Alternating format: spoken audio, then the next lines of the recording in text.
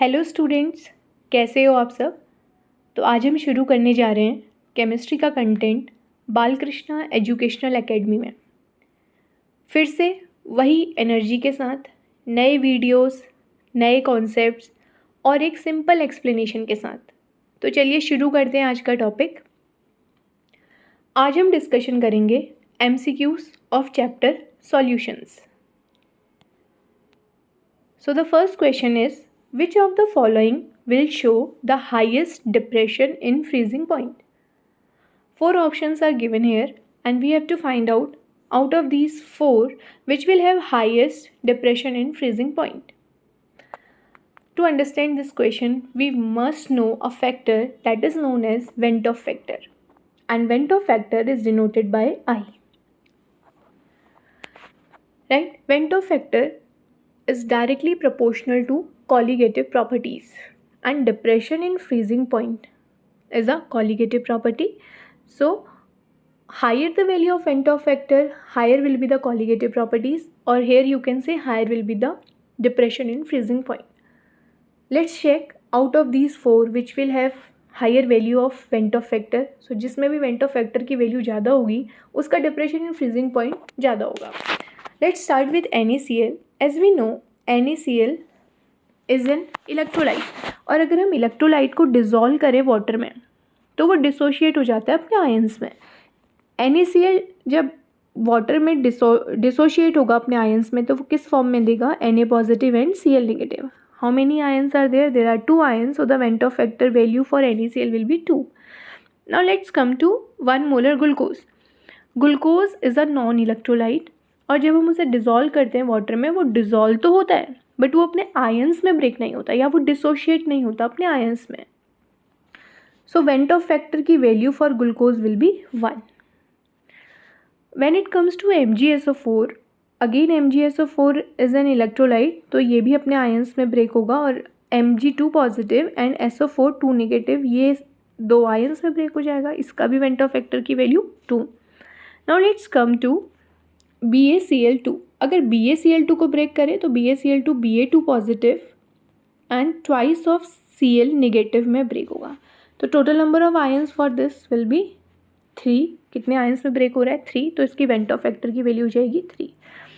तो इस पूरे कंक्लूजन से हमें क्या पता चल रहा है कि जो NaCl है उसके Ventov factor की वैल्यू 2, ग्लूकोज के Ventov factor की वैल्यू 1, MgSO4 के Ventov factor की वैल्यू 2 एंड BaCl2 के केस में Ventov factor की value 3. So the correct option will be BaCl2, option D.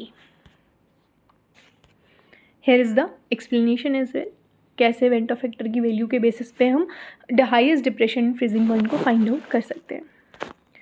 Now the next question, Henry's law constant for a gas is high. It means 4 options are given. Gas is highly soluble, gas is less soluble, solubility is independent of pressure, solubility is high at low pressure. As we know, Henry's law constant is denoted by KH. KH से denote करते हैं Henry's law constant को, and at a constant pressure Henry's law constant is inversely proportional to the solubility of a gas. अगर किसी constant pressure की बात करें तो एक गिवन और एक कांस्टेंट प्रेशर पे जो हेनरीज लॉ कांस्टेंट की वैल्यू होती है वो सॉल्युबिलिटी के इन्वर्सली प्रोपोर्शनल होती है. तो हमें यहाँ पे फाइंड आउट करना है कि हेनरीज लॉ कांस्टेंट की वैल्यू हाई कब होगी. तो हेनरीज लॉ कांस्टेंट हाई कब होगा? जब उसकी सॉल्युबिलिटी कम होगी. तो option, which option will be the correct option? Option 2 will be or B will be the correct option.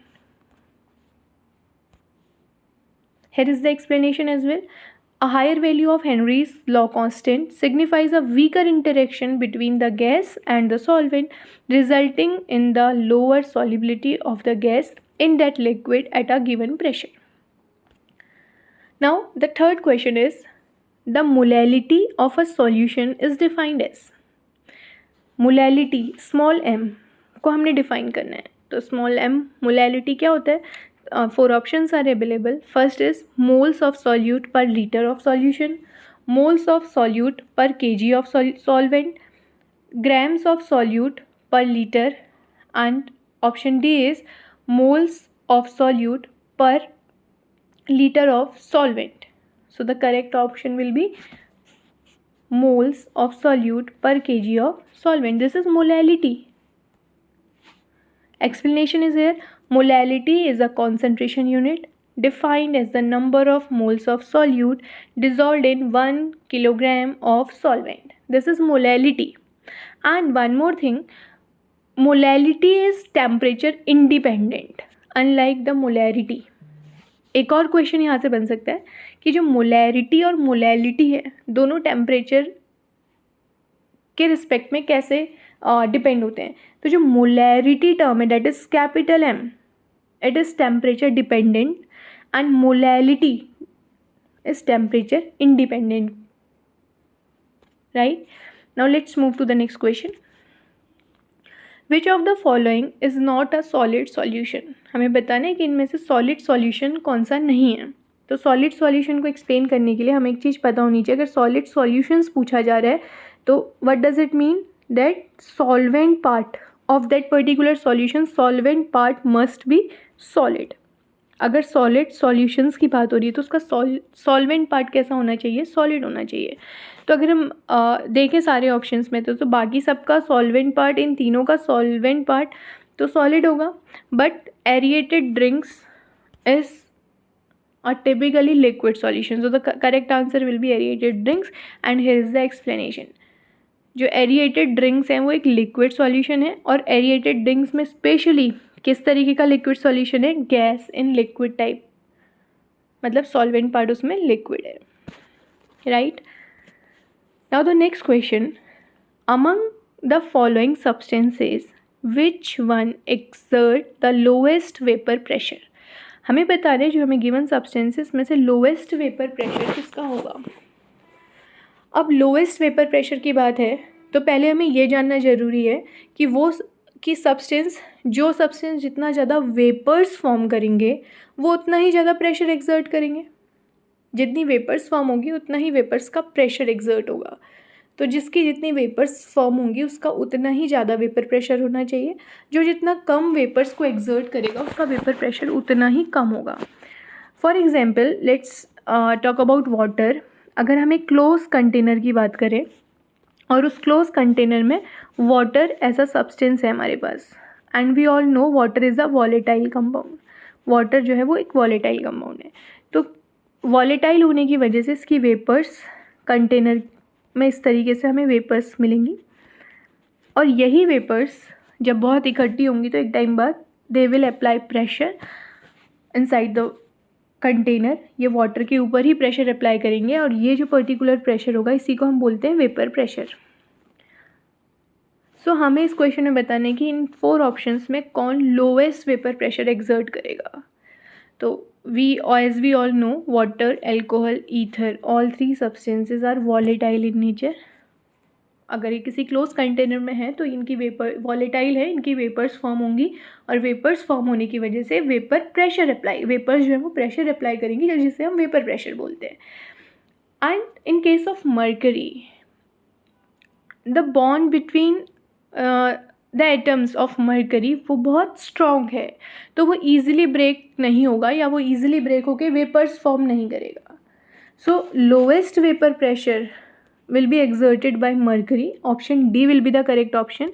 Here is the explanation why. Because mercury has a strong metallic bond and these strong intermolecular forces require significant energy to overcome.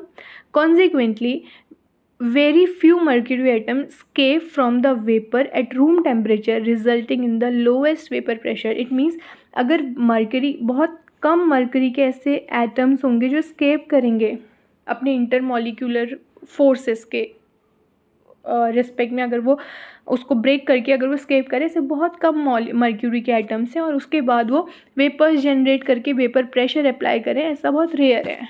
तो इसीलिए out of these 4 option mercury will have the lowest vapour pressure. Now let's move to the next. Which solution shows positive deviation from Raoult's law.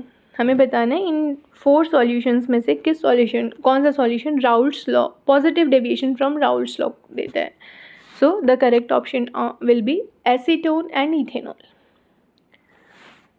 As we know ethanol ethanol has a strong hydrogen bond, right? Ethanol is what? Ethanol is CH3 CH2OH, और you can say C2H5OH. अगर हम ethanol के molecules की बात करें तो ethanol के molecules का आपस में एक स्ट्रॉन्ग हाइड्रोजन बॉन्ड है, राइट? जैसे ही हम इसे एसीटोन के साथ मिक्स करते हैं, acetone is what? Acetone is CH3COCH3. Ethanol का अपने ही मॉलिक्यूल्स में एक स्ट्रॉन्ग हाइड्रोजन बॉन्ड है, हमने इसे मिक्स कर दिया है एसीटोन के साथ, तो दोनों मिलके एक सॉल्यूशन रेडी कर रहे हैं. Ethanol and acetone, they are mixing, when we are mixing together, तो एक नया सॉल्यूशन हमें मिल रहा है. तो जो न्यू इंटरेक्शन से जो बॉन्ड्स बन रहे हैं इथेनॉल और एसीटोन के, वो बहुत वीक बॉन्ड्स हैं. किसके कंपैरिजन में? जो स्टार्टिंग में हमारे पास में बॉन्ड्स थे प्योर इथेनॉल के आपस में बॉन्ड्स और प्योर एसीटोन के आपस में बॉन्ड्स जो थे वो बहुत स्ट्रॉन्ग है. इथेनॉल का खुद के मॉलिक्यूल के साथ बॉन्ड स्ट्रॉन्ग है और एसीटोन का खुद के मॉलिक्यूल के साथ बॉन्ड स्ट्रॉन्ग है. बट जैसे ही हमने इन दोनों को मिक्स किया तो इन दोनों का जो रिजल्टेंट सॉल्यूशन है उनके बीच में जो बॉन्ड है वो वीक बॉन्ड्स हैं. Now what will happen? अगर सॉल्यूशन के बॉन्ड वीक हो जाएंगे तो then what will happen? This will cause higher vapour pressure. वो ज़्यादा वेपर्स बनने लगेंगी सॉल्यूशन की, क्योंकि बॉन्ड्स कम हो गए तो वेपर्स ज़्यादा निकलेंगी. ज़्यादा वेपर्स होने की वजह से ज़्यादा वेपर प्रेशर होगा. जैसा हमने एक्सपेक्ट किया था उसके रिस्पेक्ट में ज़्यादा वेपर प्रेशर जनरेट होगा and this will lead to the positive deviation from Raoult's law. तो it is a simple explanation here कि अगर एसीटोन और इथेनॉल की बात करते हैं तो ये इसका करेक्ट आंसर है. क्यों करेक्ट आंसर है? क्योंकि इनिशियली इथेनॉल और इथेनॉल के मॉलिक्यूल्स के बीच में स्ट्रॉन्ग बॉन्डिंग है, एसीटोन और एसीटोन के मॉलिक्यूल के बीच में स्ट्रॉन्ग बॉन्डिंग है. बट जैसे ही हमने इन्हें मिक्स किया, इथेनॉल और एसीटोन को जैसे ही हम एक कंटेनर में मिक्स कर रहे हैं, तो अब जो रिजल्टेंट सॉल्यूशन है इनके बॉन्ड्स के बीच में बॉन्डिंग बहुत वीक है. तो वीक बॉन्डिंग की वजह से उसके पार्टिकल्स एस्केप करने लगेंगे और वेपर्स एक्सर्ट करेंगे and due to that vapours एक वेपर प्रेशर जनरेट होगा. और अगर वेपर प्रेशर हाई होगा तो positive deviation from Raoult's law को शो करता है, right? Let's move to the next question. Next is how can we increase a solution's osmotic pressure? 4 options are given. Increasing the volume, increasing the number of solute molecules, decreasing the temperature, removing the semi-permeable membrane. As we know, osmotic pressure is pi and it is equal to CRT, and you can also write it as ICRT for abnormal molar masses. I is Ventov factor again. Pi is directly at constant temperature and gas constant. Pi is osmotic pressure and it is directly proportional to concentration, that is C. C is concentration and C is equal to what? C is equal to N upon V, number of moles of solute divided by volume. So as you replace here C by N upon V, what you will get? You will get pi is at constant volume, temperature and gas constant. Pi will be directly proportional to N, and N is what? Number of moles of solute. So what will be the correct option? Which option will be the correct? Option B will be the correct. By increasing the number of moles of solute, osmotic pressure can be increases. Why? Because pi is directly proportional to number of moles of solute. So by how we can increase osmotic pressure? By increasing the number of moles of solute, right? So option B will be the correct option, and here is the explanation as well. Osmotic pressure is directly proportional to the molar concentration of the solute, as I have already explained here. Pi equal to ICRT, where C is this molar concentration of solute particle, this is C, and more solute molecules lead to higher concentration, thus increasing osmotic pressure. So this is how we can increase the osmotic pressure. So thank you so much. This is all about today's video. Stay tuned. We will join in our next video, part 2 of important MCQs, chapter solutions. Thank you.